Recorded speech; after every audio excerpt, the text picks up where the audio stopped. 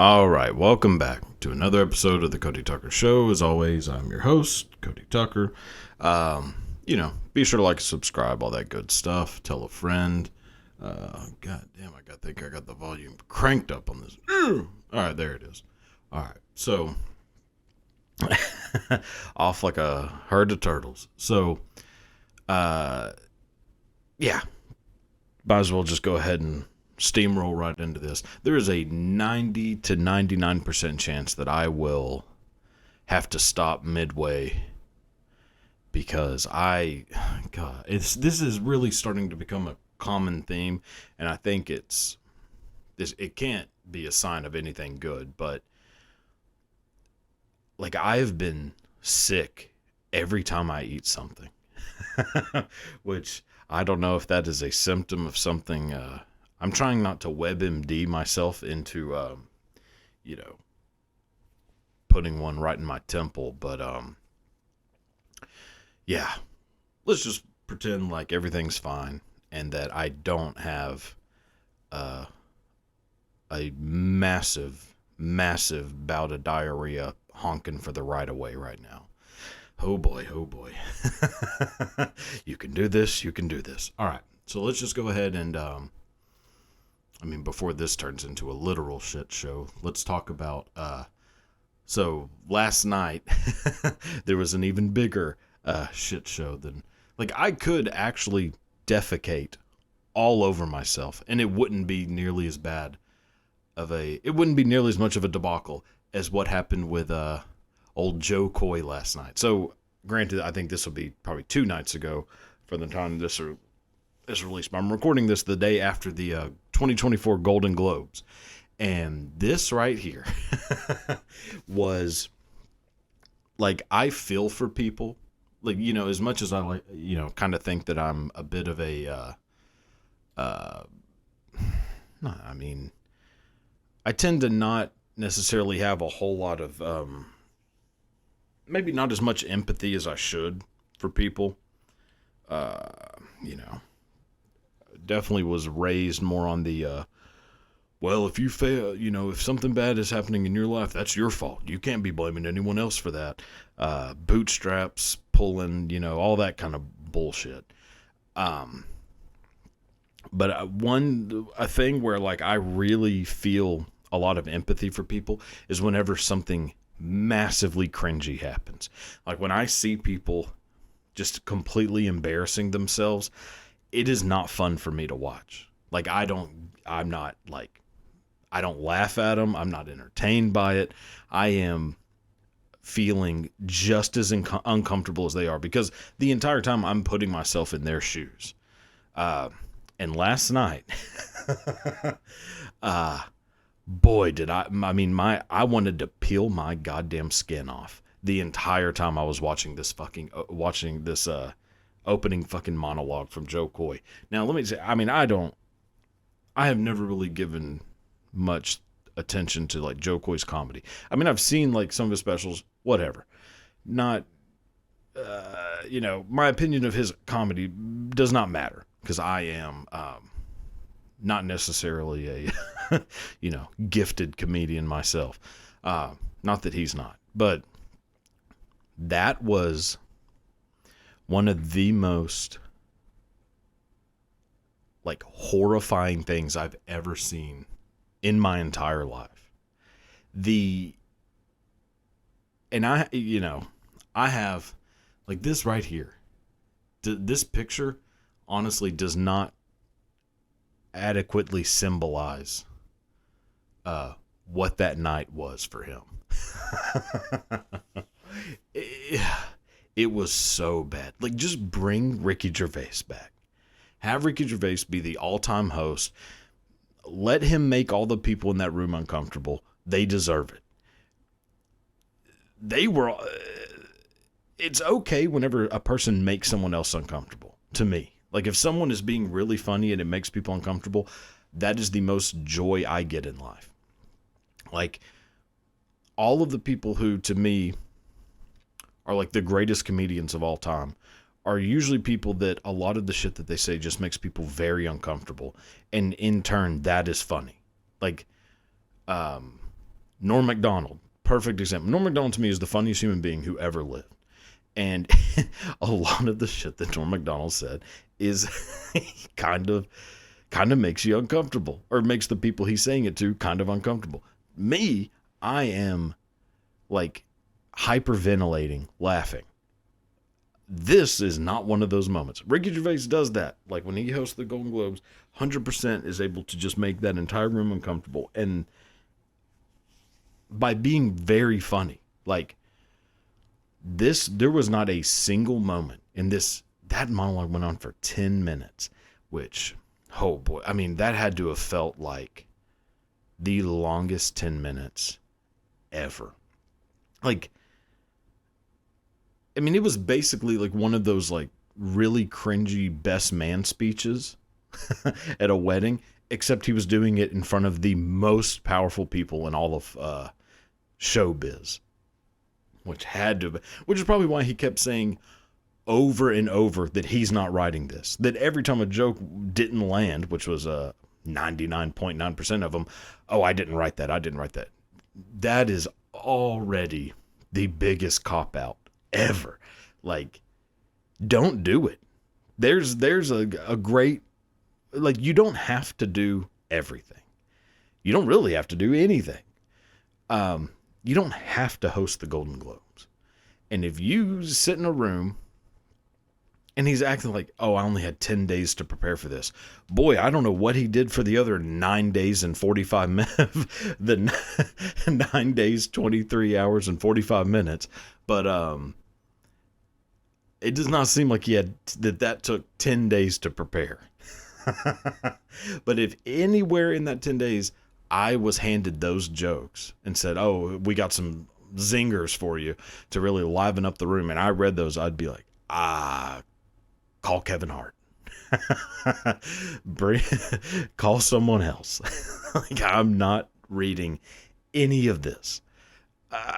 And then what I implore you to do is go on YouTube and watch. I mean, honestly, stop watching this. If anyone is still actually watching this, which we're about 7.5 minutes in, I find very hard to believe anyone's actually watching this still. If you are, stop, because it's only going downhill from here.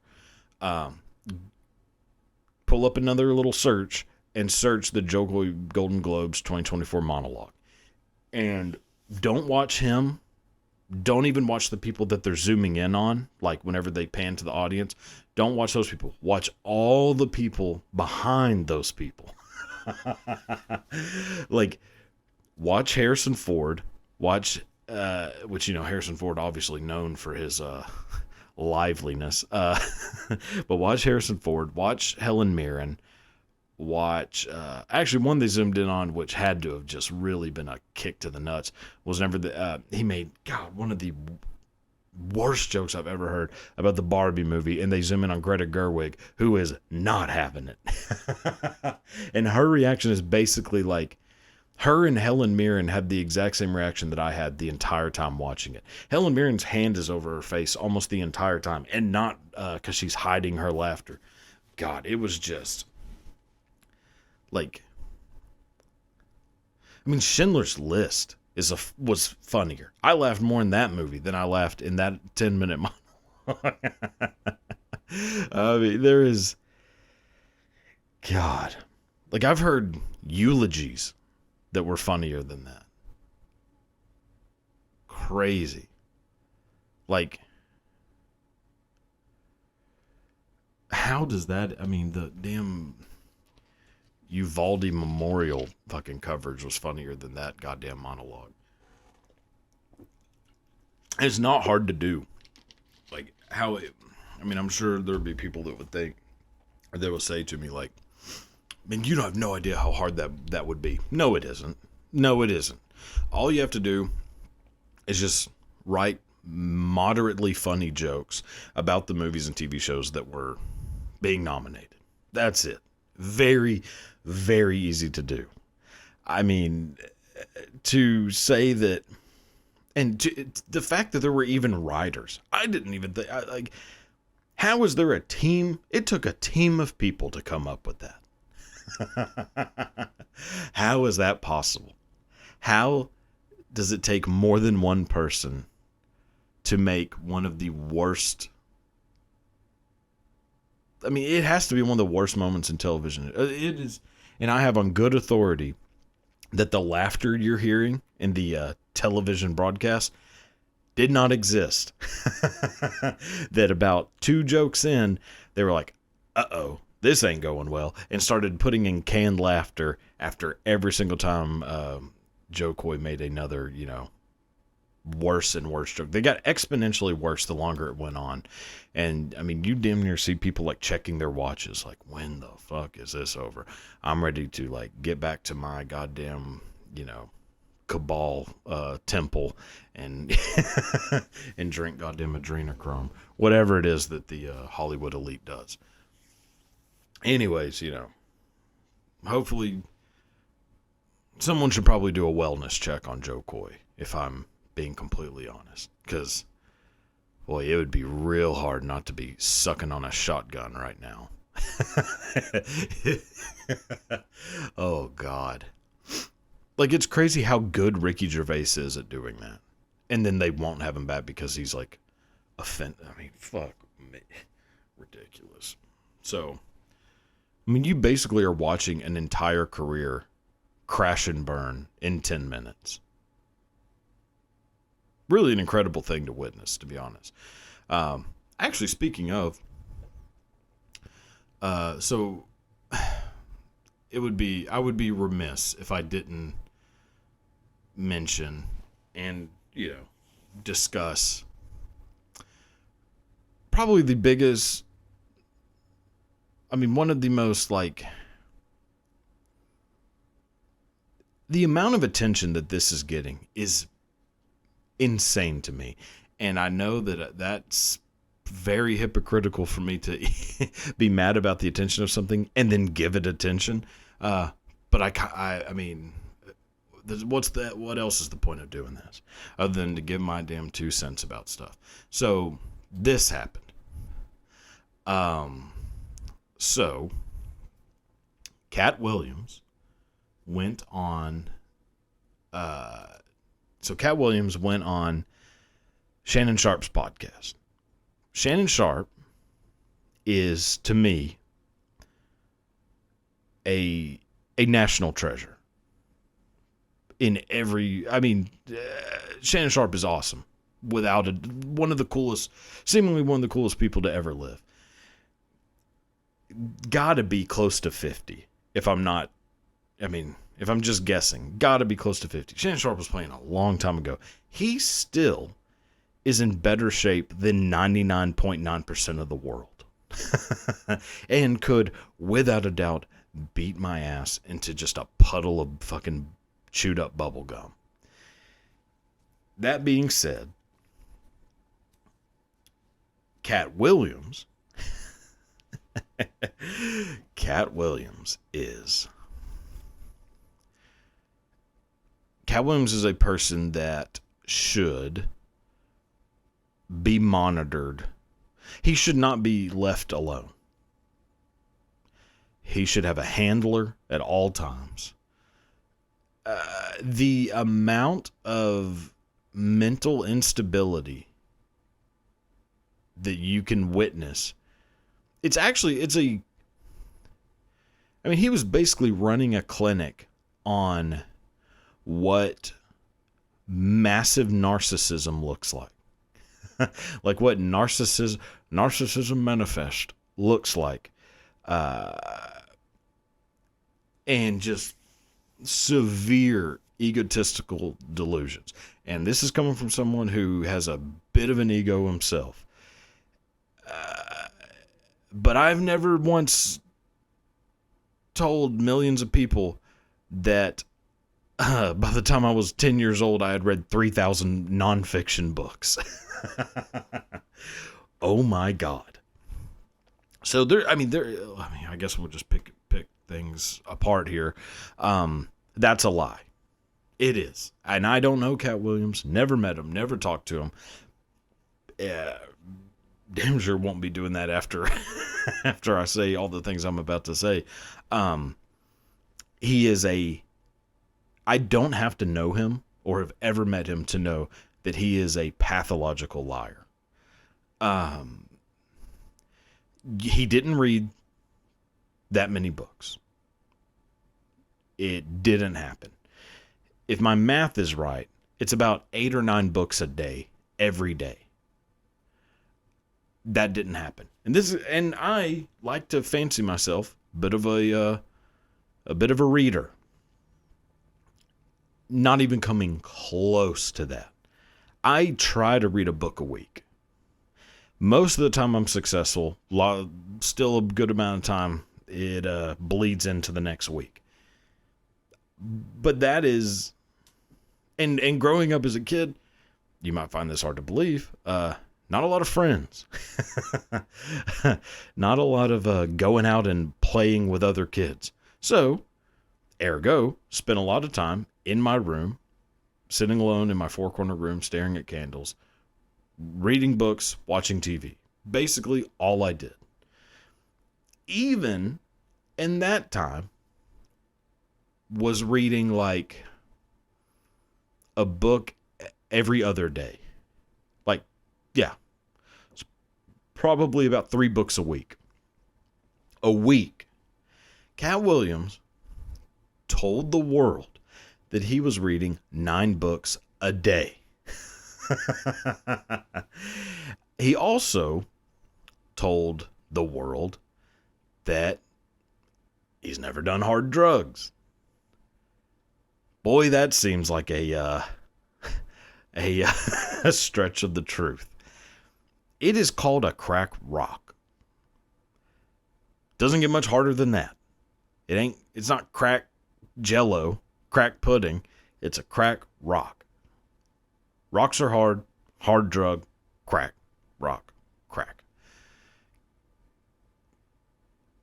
Now, I'm not saying that, maybe Katt Williams has never done hard drugs. Maybe, let's give Katt Williams the benefit of the doubt on this. Say that he has never done a hard drug. Okay. Yeah, okay. So, all right. So Katt Williams has never done a hard drug. That means that a couple of years ago, a stone cold sober Katt Williams got into a full mixed martial arts bout with what seems to be an 11-year-old, and kind of lost. So, I don't know which is worse. I think I would just say, yeah, I used to do a lot of fucking hard drugs, and I got in a fight with a middle schooler.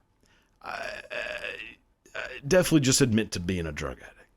Or at least, maybe if he isn't now, which certainly seemed like he was on something during that episode. But yeah. So for those two things to come up, already become massively skeptical at the rest of the things that Katt Williams is going to say. The problem, so what I've noticed through, every night before I go to bed, I try to read the internet. Take a gander, see what the people are saying, keep my ear to the ground, try not to miss out on much. What I noticed over the past couple days, a lot of people wholeheartedly believed everything Katt Williams said. From beginning to end, we're saying that Katt Williams is exposing the truth and about to unravel the Hollywood,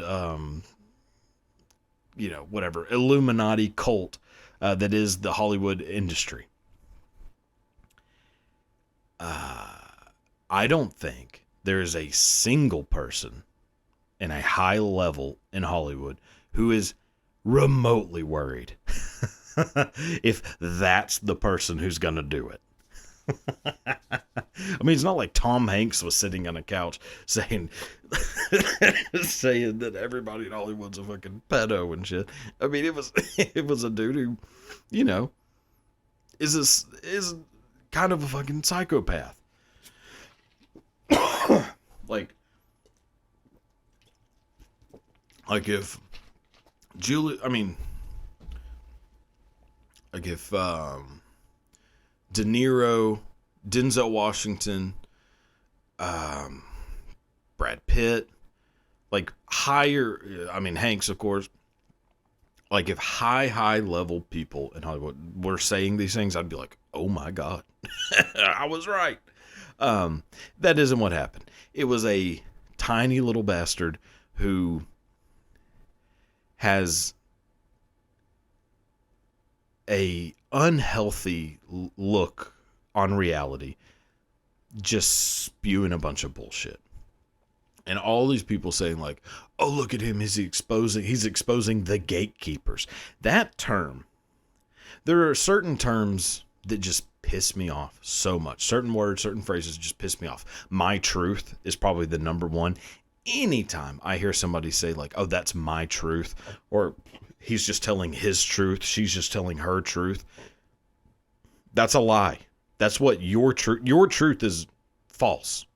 Truth is true. Your truth implies that it isn't the truth. Otherwise, you would just be saying, I'm saying the truth. I'm not saying my truth. My truth is me taking the facts, swirling them all around, stripping out the shit that benefits me, and then leaving off the rest. That is making something false. There's only one truth. There is a truth. Gravity, truth. 1 + 1 = 2, truth.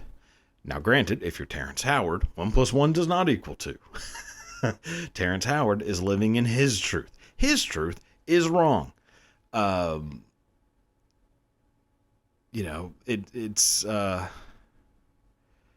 just isn't. It's not how it works. So that is number one thing I hate. Number two is just the term gatekeepers. As though there are people, like the way people like Katt Williams and so many people like on social media who think that they're like exposing the fucking evil, the way they seem to think that fame, like how fame works, is that you are trying to become famous, and at one point you reach a level where someone brings you into a room filled with people wearing like eyes wide shut masks, and they just sodomize the shit out of you. And once they're done, voila, here's your contract, you're famous. That's how these people make it seem that like that's how it works. That isn't how it works. It's not. There are no gatekeepers. There are people who make studios money because people like them. The more that a person is liked, the more that people will go see whatever it is they're doing. AKA, the more money they are able to make the people in charge of the studios. Now, if you want to say the people in charge of studios are gatekeepers, okay. I mean, no, they're not. They're businessmen, businesswomen. That's what they're doing. They are trying to make as much money as possible by spending as least money as possible. So, they have a pretty big investment in finding who is the person who draws people in. If you aren't drawing people in, you don't have a career. How it works.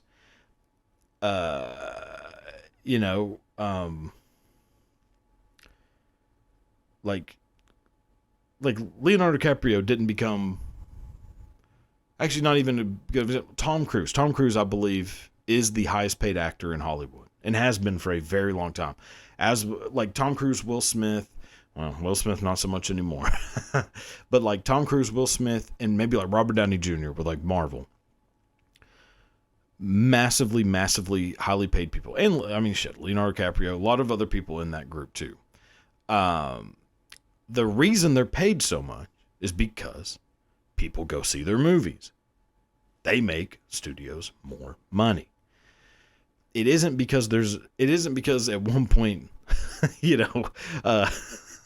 Leo was just getting, boofed by, Steven Spielberg and all the rest of the Hollywood elite. It's because people like him. He was an attractive young man, became this like heartthrob. That made him a lot of money. He was in Titanic, massive at the time, biggest movie of all time. ages into becoming arguably one of the greatest actors of all time. It was no gatekeeping. It wasn't somebody opening a gate and saying, oh, you're welcome to come in. Katt Williams is under this impression, and a lot of people seemingly, way more than I thought, are under this impression that, like, they're, what do they call it? Like, there's initiations into becoming famous, and you have to basically strip all of your integrity to become famous. Now, in some ways, that might be kind of true.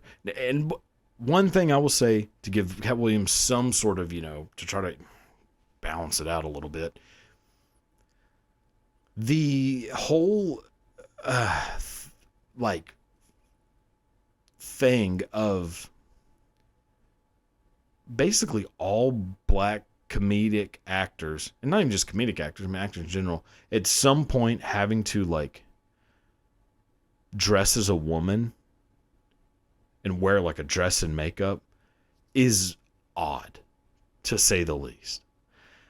And there is probably a very, very deep-seated kind of minstrel attitude that comes into that of, why that's a thing. Because it isn't a thing with actors of any other race. See, I mean, it doesn't seem to be. Obviously there are white actors who have dressed in as women, Hispanic actors, Asian actors. It does happen, but it is almost a guarantee that if you are a young, especially comedic black actor, that you will have to dress up as a woman at some point. I don't understand that. Not that there's anything wrong with dressing up as a woman. I mean, whatever you want to do. But it is just really weird. So I get that, and I'm on that side of it. That doesn't need to be a thing. I mean, yeah, if you're doing a movie, nobody's worried about Jared Leto and Dallas Buyers Club. He won a damn Oscar for it. And rightfully so. He's, as little of a Jared Leto fan as I am, he was amazing in that movie, Dallas Buyers Club. And that isn't we're just doing this for no reason, to humiliate you thing. He's playing a character with that has to happen. So if Katt Williams is saying that the only reason he doesn't have a career is because he refused to do that, one, that's bullshit too. I actually was kind of almost gonna that's not true. He's not that good at anything. I mean, I never thought Katt Williams was funny. So maybe that's where some of this is coming from. I've never thought he was funny. To me, the only people I knew growing up, so there was a handful of comedians who were just massively famous whenever I was a kid, growing up into middle school, junior high even. Dane Cook, Katt Williams, Daniel Tosh. I mean, obviously growing up in the South, all blue collar. There's a lot of, there's a handful who were the comedians. It was our version of, Richard Pryor, George Carlin, Steve Martin, 70s era. That's kind of our little group. Katt Williams was bottom of my list, or bottom of that, in my little group. The only people I knew who liked Katt Williams were very racist white people. I don't know what the connection is to that, but that's my truth. Yeah, that he basically was it was basically just all the very dumbass, racist, white trash people living in trailer parks. Loved Katt Williams. Basically, he was the insane clown posse of comedy.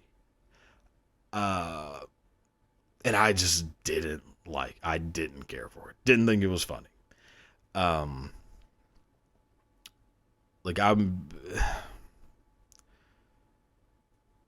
So I don't think that him standing on his integrity is what made his career tank. I think he, as a person, probably had a little bit more to do with that. I think the negative aspects of Katt Williams probably ruined his career. which is why he went on a show and said shit about every single person who is more successful than him. And I'm not saying like I'm a massive Kevin Hart fan, not saying I'm a massive Steve Harvey fan, but they are way more successful than he is. And there's probably a reason for that. I don't know. I'm just saying, shut the fuck up, dude. And granted, who am I to say anything? I'm just a big old fat piece of shit who, never had even like the smidgen of success that Katt Williams has had. But also, you are supposed to punch up, so what the fuck else am I supposed to do? Him saying to Shannon Sharpe that I'm much bigger in person was an odd thing. To say that to a person who is literally built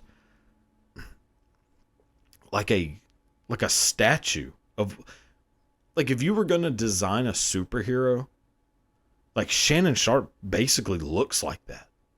Like he is, it is insane that Shannon Sharpe is like the age he is, which he's not like super old or anything, but like that he is over 30. The fact that anyone over 30 looks like that is insane. And Shannon Sharpe is a bit over 30. And he looks, it is insane how like, I don't know. Shannon Sharpe's awesome. Like a funny fucking dude. Way funnier than Katt Williams, to be honest. But for Katt Williams to sit there and try to like convince Shannon Sharpe that people should be scared of him physically is the funniest shit I've ever heard. And that he like basically is the Usain Bolt of comedy and basically taught Prince all he knows about picking up women and just like, okay, sure. Like Katt Williams trying real hard to convince people of anyways. So that'll be enough of that. There's no reason to keep going talking about this, but just thought I'd have to get my 2 cents out. There are no gatekeepers. It's not how it works. Okay, I guess I'm going to keep talking about it. So, yes, is Kevin Hart a gatekeeper? If you mean in the sense, like, has he become very famous and is able to thus use that fame to have a little bit of control and say, oh, I'm going to bring in the people who I know and make them famous. Yeah, but that's how anything works. That's not just like show business. That's how McDonald's works or Walmart. If you go work at Walmart, you're going to start off pretty low level. Eventually, you'll work your way up a little bit. And if you keep working and, having, if you keep working hard enough throughout the ranks of Walmart, it's hard to say this with a straight face, sorry. If you keep working your way up through the ranks of Walmart, you eventually get to the point where you have some control. Part of that control will be like you get to choose who to hire. Well, if 2 different people come in to do an interview, one person you've never met, have zero reference of who this person is. Another is a person that you've known for 20 years. Person that you can personally say, I know this person works hard. I know they have, the skills that it takes to do this position at Walmart. Who are you going to hire? Yeah, you're going with the person that you know. Like, that's not being a gatekeeper. It's being just that's how it's supposed to work. Like, why would you not pick the person you know already? Like, of course you will. It's not nepotism. It's not gatekeeping. It's not making Hollywood this fucking Illuminati where you have to know somebody to get in. Yeah, you don't have to, but it helps because if you know someone, then they can vouch for you. They're way more likely to pick you over the person they've never met. Like, how is that unfair? Like, okay, I guess by definition it is unfair because you don't get to choose whether you know or don't know someone. But to act like all these people in show business are gatekeeping and like only letting certain people in. It's like, no, you were in. Like, Katt Williams was famous. Very, very famous. And then stopped being famous. Well, What happened? Like, why did you stop being famous? Is it because you refused to do a certain scene in a movie that and turned down $50 million 4 different times? All right. Is it because of that? Or is it because people were working with you and realizing that you're a delusional, egotistical narcissist? And we're like, I think we'll just pick somebody who's a little easier to work with. Maybe that's what it was. I don't know. It just pisses me off when people do that. When people like, and it's not even really just Katt Williams that I'm like, not like angry at Katt Williams. It's to all the people who are like, see, I told you. Like people who, are working at a fucking, like a waiter at a goddamn TGI Fridays that's like, I knew it. Hollywood's a bunch of fucking Illuminati's. Like, one, what does that shit have to do with any of us? It doesn't have anything to do with us. Why would you care? Even if Hollywood was just filled with, weird cult bullshit, adrenochrome drinking, everybody showing up wearing the same color, orgies of various ages, whatever. Even if that was all happening, what are you just gonna stop watching movies, stop listening to music, stop watching TV? No, you're not. I'm not. I have found out that a lot of the people who I enjoy their work are monsters. And guess what? Never for a second have I even entertained the idea of not watching or listening to their stuff anymore. Yeah, I don't care if they are doing horrific shit. If I found out that,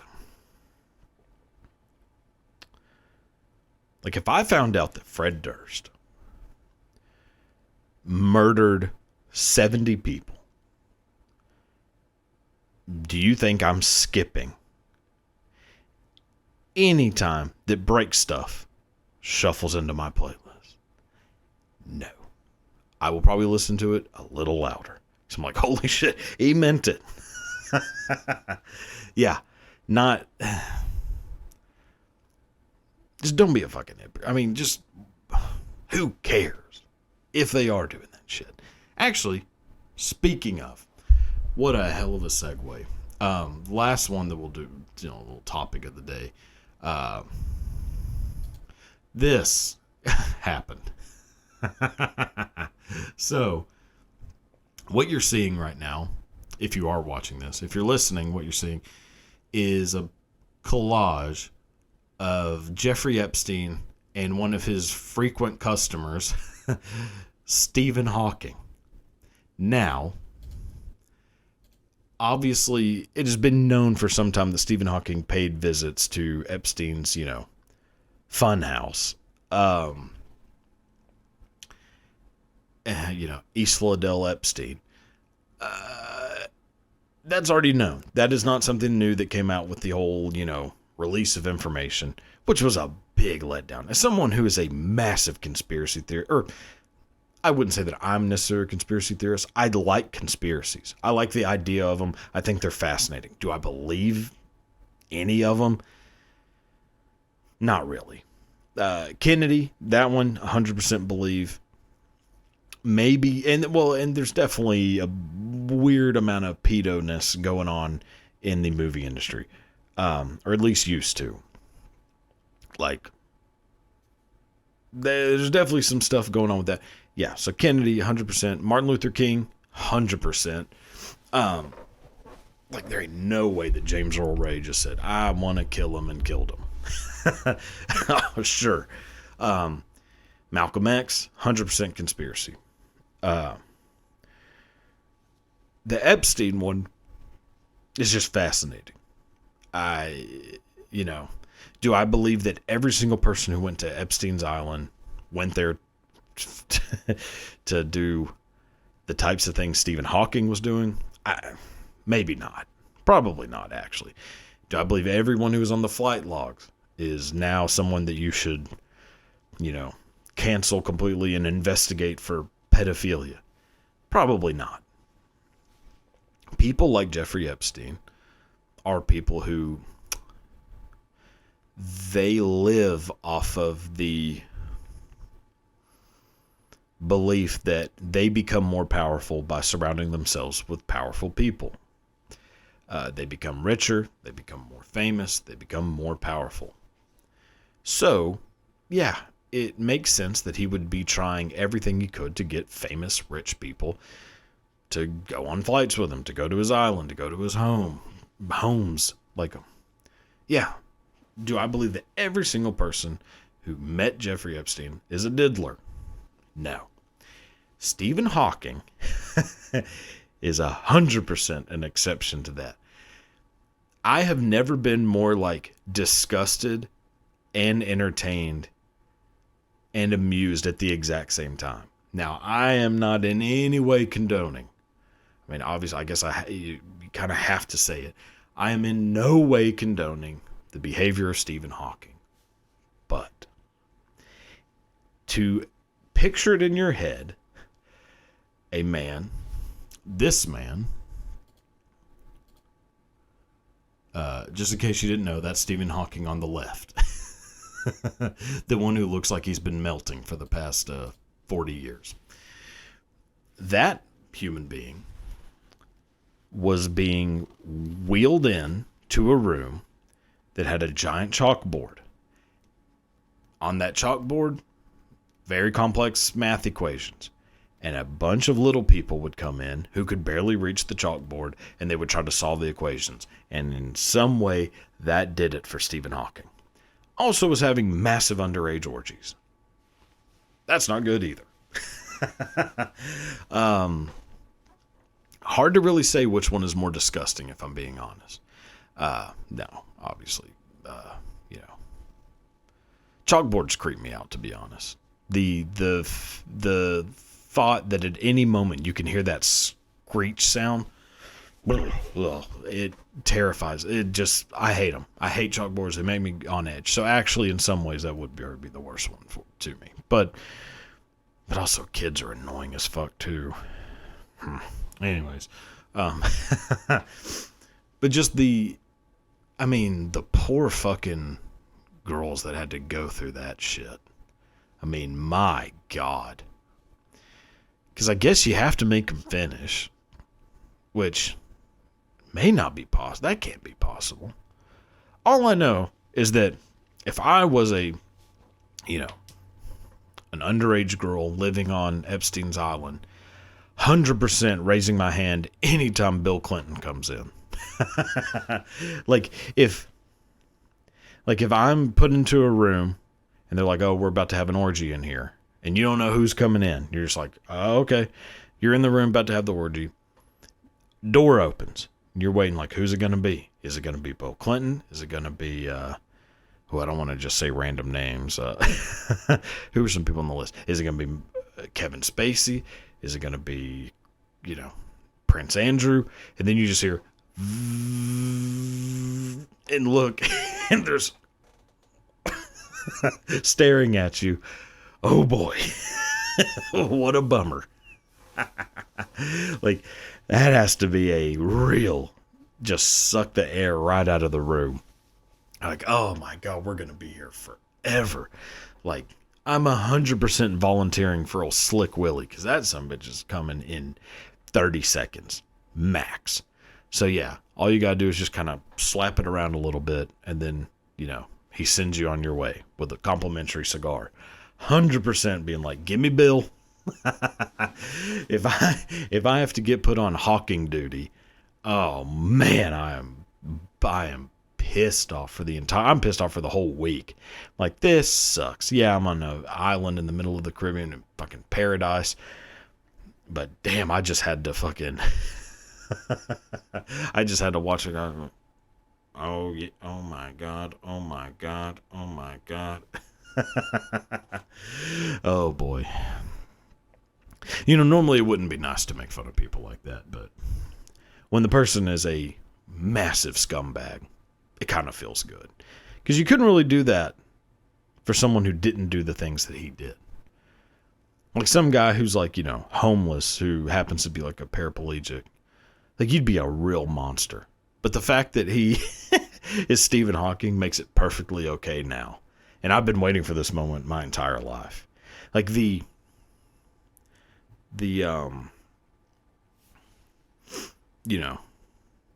just the way life works out sometimes. Where a thing you really want to happen happens, but you never thought it would happen. Like, I never thought it would be, like, good to make fun of Stephen Hawking. It's always funny, but I never thought it'd be like, hell yeah, fuck that guy. But now it is. And boy, I am going to milk it for everything it's worth. Yeah.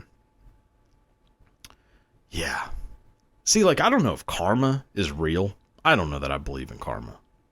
Cause and effect, sure. Like, you do shitty things are probably going to happen to you. I don't think that that's some, like, mystical force that makes that happen. I think it's just, if you rob from people, you're probably going to end up going to prison. Cause and effect. Some people will call that karma. Now, I've never heard of karma happening in reverse, but that's what seems to have happened to Stephen Hawking. Stephen Hawking has had ALS for like 50 years. Who would have known that when he got ALS, when everybody's so sad to see this guy, this massively intelligent person confined into this, vegetative state, people are like, God, we feel so sorry for him. Who would have known that later on he'd be doing this kind of shit? He was getting karma for something that hadn't happened yet. So maybe there is a God and he just sees shit backwards, which would actually explain a lot of things. Anyways, like, maybe all the kids who die from, like, childhood cancer were kids who were going to grow up to become, like, mass murderers.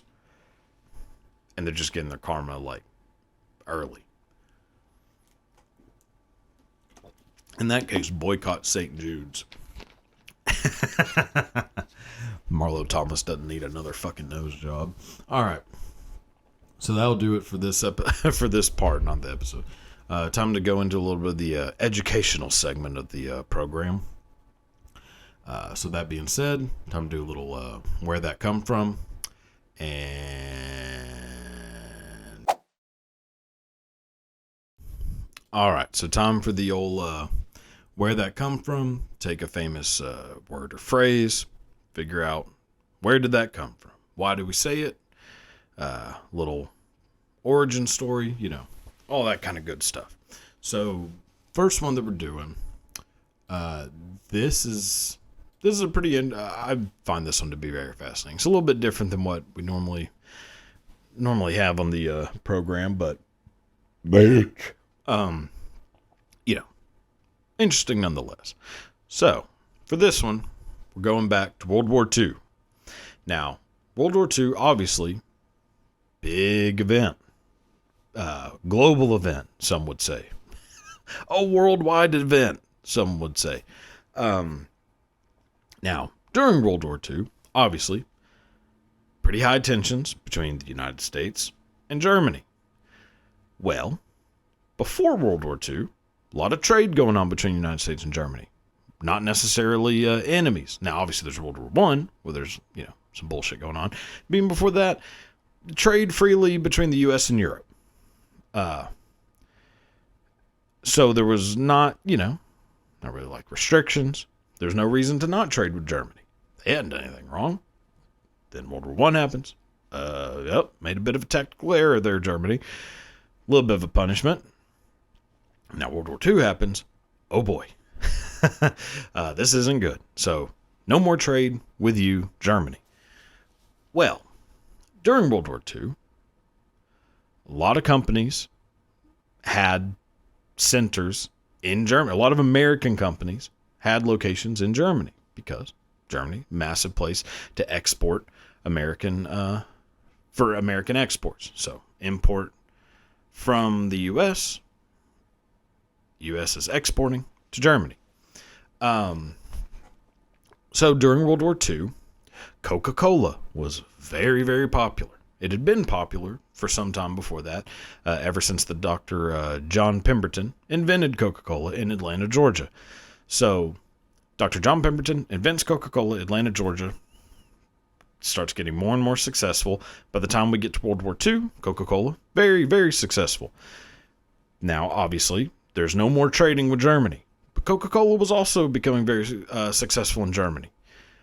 Well, trade embargo happens during World War II. No more trading with Germany.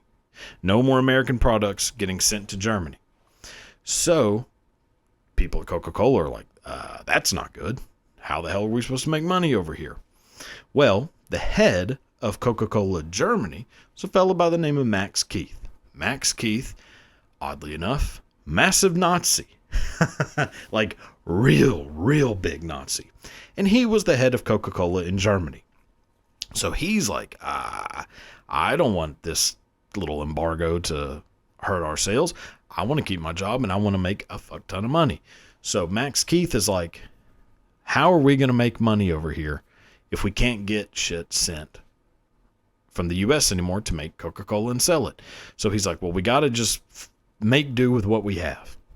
And at the time, there's no like Coca-Cola shit, like the syrup from Coca-Cola, all that shit back in the U.S. and it ain't coming over here. So Max Keith basically gets together with his board of directors, creative team, the other heads of Coca-Cola Germany is like, all right, we have got to figure out what we can do. Take all the shit that we still have here, whatever we can make a damn new soda with, do it. Sell it, and we'll be all right. We'll stay afloat. We will prosper. we will make Coca-Cola prosper in Nazi Germany. So Max Keith is basically given this, mission to the fellas. And Max Keith is like, so then the fellas end up making a new soft drink. Max Keith is like, all right, perfect. We got a new soft drink.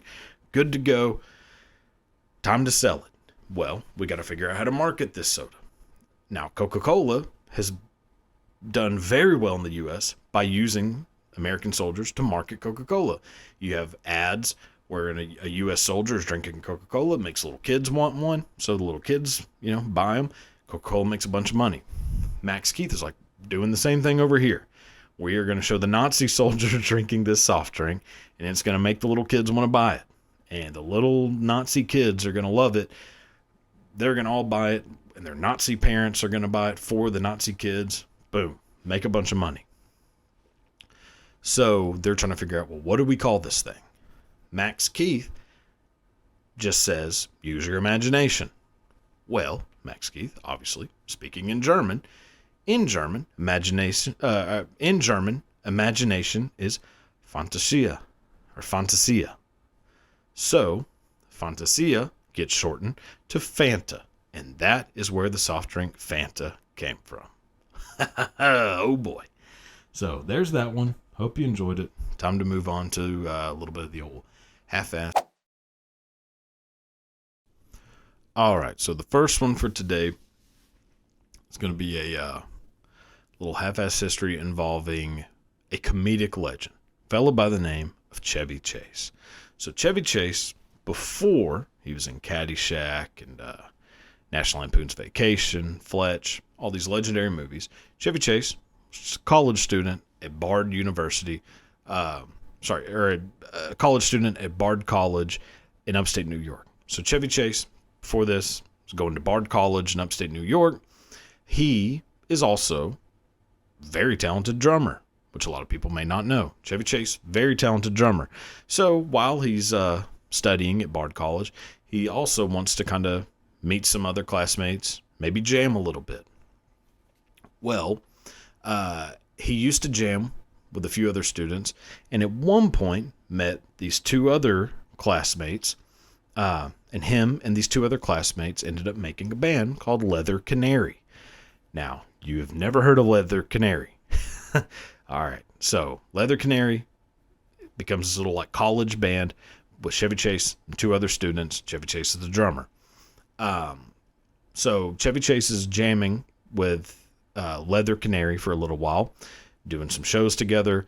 Chevy Chase, ends up getting expelled from Bard College. The reason he gets expelled is because at one point he was keeping a live cow in his dorm room. Yeah, that'll do it. So Chevy Chase gets expelled from Bard College, goes on to have an amazing career, Saturday Night Live, Caddyshack, National Lampoon's Vacation, Fletch, tons of other awesome, hilarious movies. Chevy Chase becomes a legend.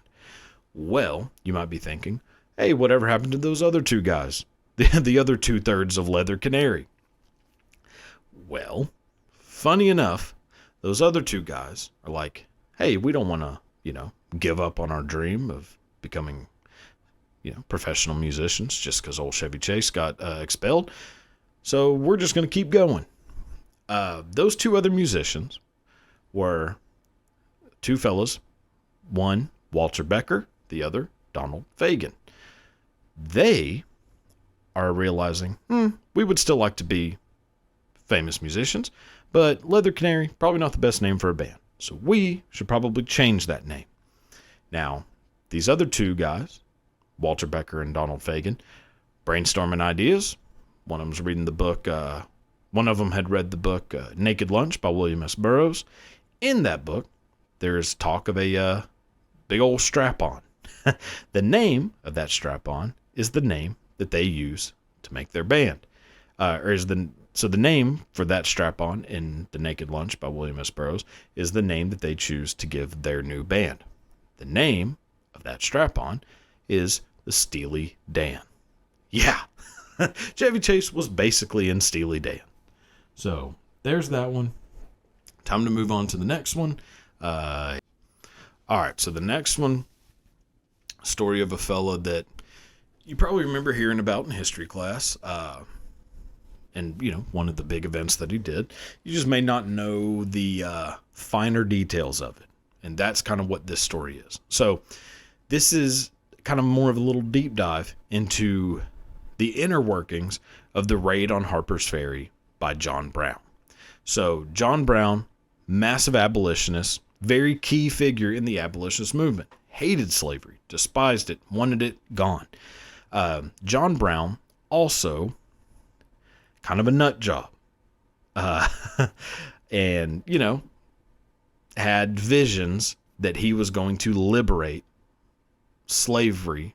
He was going to basically be the one to liberate slaves from slavery in the South and bring them into a life of freedom.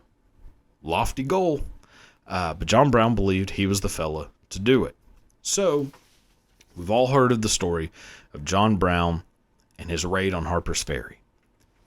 Well, there's a little bit more to that than what people might realize. So before the raid, so John Brown is trying to get people to follow him to do the raid. One person that John Brown goes to, a fellow by the name of Frederick Douglass. It's like, hey, you would be a perfect person to have join me because people will want to join and follow us if you're part of it. Frederick Douglass is like, there ain't no way I'm doing this. Like, this is a suicide mission. Like, this is going to be a disaster. Like, John Brown, I support, I'm glad you're with us, but this is probably not the best way to do it. John Brown's like, well, thank you, but doing it anyways. So John Brown and Frederick Douglass part ways. Now John Brown is like, well, let's just basically grassroots this thing and basically try to convince a lot of the slaves in the South to revolt against their slave owners and then come and join me for the raid on Harper's Ferry. That kind of works. So he is able to convince some people to join him. Not a lot. Nowhere near as many people as John Brown thought were going to join him. So he ends up saying, well, this is what we got. We're doing it. He's there. John Brown is there with like a couple of his sons, some former slaves. Not a lot of people joining him, but he's like, we're going to do the raid on Harper's Ferry. Now, if you don't know what Harper's Ferry is, it's a massive weapons arsenal. Pretty heavily secured spot. And, a place that the government does not want people meddling around in. So John Brown ends up having the raid on Harper's Ferry. And it goes... So John Brown does the raid on Harper's Ferry, and it is pretty much a disaster from Jump Street. It doesn't go well at all. So John Brown's like, damn, this... Frederick Douglass might have been right. This might not have been a great idea. He ends up basically being like, all right, time to call an audible. It's time to hold people hostage. And one of the people that John Brown holds hostage is the great nephew of George Washington. Yeah, the first president. So that gets people a little flustered. And they're like, oh boy, this is now becoming a little even more serious. Already was very serious. Now you got George Washington's, great nephew in there. Oh God, this isn't good. So now the military ends up showing up to basically just squash this thing. The person who gets sent for in the middle of the night to come basically end this thing is a young general by the name of Robert E. Lee. Yeah, that one. So Robert E. Lee gets up middle of the night, goes down there with a couple of his soldiers, and they basically squash it like right then. And it's done. John Brown's sons are completely fucked off. John Brown ends up surviving somehow, survives the raid on Harper's Ferry. But what he has done is technically an act of massive treason. So yeah, he's going to be executed for this. Now, John Brown is then publicly hung and killed. One of the people who is in the crowd to watch John Brown be killed is a young, starving actor by the name of John Wilkes Booth. Yeah, the guy who would later murder Abraham Lincoln. So, yeah, so this all happens. John Brown is killed. John Wilkes Booth watches it. John Brown ends up becoming almost like a mythical, John Brown ends up becoming kind of a folk hero. And rightfully so. John Brown may have been John Brown might have been a little nuts, but also, man, he was fighting the good fight. So yeah, there's the story of John Brown. Got one more to do, and then we will be at it. All right, so the last one of the day. This is a pretty interesting one as well that I hope you'll all enjoy. So it's the story of a fella by the name of Wallace Amos. So Wallace Amos, born in 1936 in Florida. He ends up moving to New York City for college. When he moves to New York City, he gets a job working for the William Morris Talent Agency in the mailroom. Very low-level position. But somehow is able to work his way up into becoming an actual talent agent. And becomes the first African-American talent agent in the history of the William Morris, William Morris. So, yeah, pretty big deal for old Wally. So, Wallace ends up signing a lot of big acts. Well, rewind a little bit. When Wallace was a kid, he had an aunt who used to bake him cookies all the time. Very, very good cookies. She ends up giving him the recipe. He brings that recipe with him to New York City.